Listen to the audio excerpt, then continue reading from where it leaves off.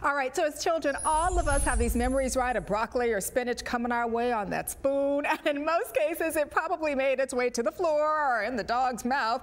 Some of us have fortunately outgrown our dislike of greens, but then there are those of us who are still stubborn and refuse to give in. Well, this young lady here, Victoria Butenko, joins us this morning with her book, Green for Life, to tell us how greens can greatly benefit us regardless of your lifestyle or your diet, and how they can actually be delicious. Good morning to you, Victoria.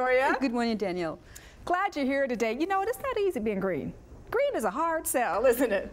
Yes. However, greens are the only living thing on this planet that could transform sunshine into carbohydrates through the photosynthesis, through being chlorophyll.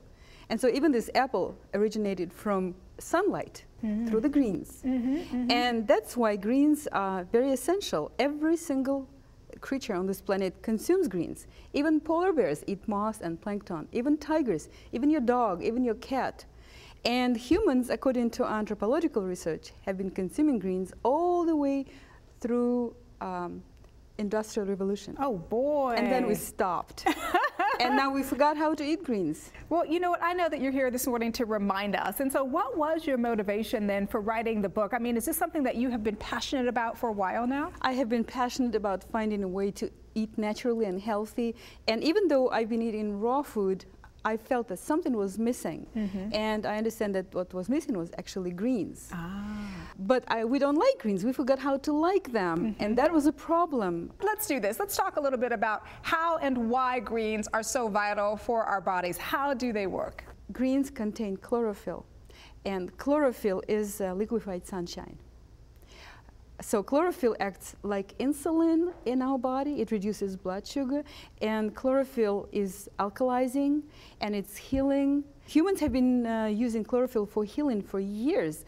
I've seen people who recover from different illnesses by just increasing the amount of chlorophyll in that diet. I have to tell you, I've heard that too about greens as well. But here's the thing. As I said earlier, some people are just repulsed by greens, even the mention of the name, and then they even gag at the taste of it. But I love juicing, and I have kind of adopted this vegetarian lifestyle as of late. And so personally, going without a day of veggies is not a good day for me. But some people don't share my love of greens. How do you suggest that we can incorporate greens into our diet in a way that's palatable for most people? In one of the books of Jane Goodall, I read that wild chimpanzees, sometimes they will roll the fruit in the leaf and eat it as a sandwich. That gave me an idea of blending them together.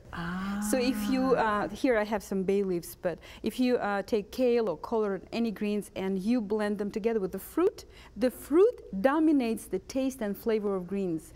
But you're still getting the greens. You still get the greens. You can get lots of them. And for example, today in the morning, I have blended some collards and kale. So tell me what's in this. You mind if I grab this? What's in this one? In here, I have collard and kale and banana and apple. Cheers. And it's good. It is fantastic. It is good. You cannot even taste or smell greens, so it's wonderful. Look at me, I went in for double dips. Went in for a second time. You know, how much greens should we be eating a day? If we're eating them as a salad, I would say 2 big bunches of greens a day. But if we blend in them, 1 bunch is enough, because when we blend it, the nutrition is more completely absorbed into our system.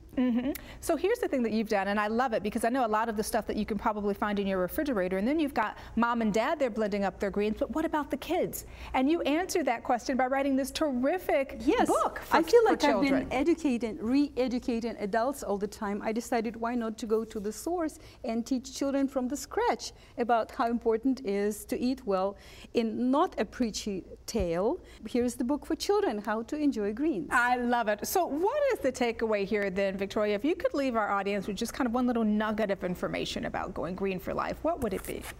Add 1 quart of green smoothies to your everyday life. And that's it? That's it. I love it. And see the difference. Don't believe me. Try it.